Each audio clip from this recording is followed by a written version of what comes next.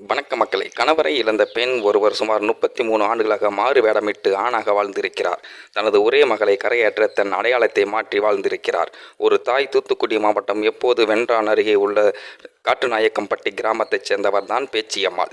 20 வயதில் திருமணம் நடந்து 15 நாட்களில் கணவரை மாரடைப்புக்கு பறிகொடுத்து கைம்பொன் ஆனவர். ஆனால் அதற்குள் கரு உண்டானது. மீண்டும் திருமணம் செய்து கொள்ள விரும்பாதவர் வற்புறுத்தியும் பேச்சியம்மாளும் அதில் உடன்பாடு இல்லை. பேச்சியம்மாளுக்கு பெண் குழந்தை பிறந்தது.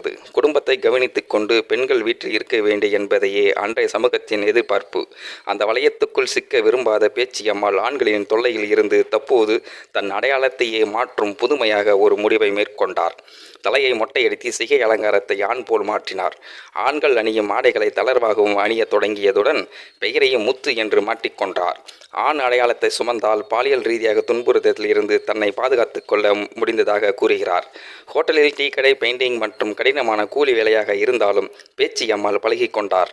பணிபுரிந்த அனைத்து இடங்களிலும் உடன் பணிபுரிந்தோர் இவரை ஆண் என கருதி முத்து மாஸ்டர் என்றும் அண்ணாச்சி என்றுமே அழைத்தனர். அதற்கு தற்போது என்ற பெயரையே ஆதார் அடையாள அட்டை, வாக்காளர் அடையாள அட்டை, வங்கி கணக்கு உள்ளிட்டவற்றை பெற்றுள்ளார்.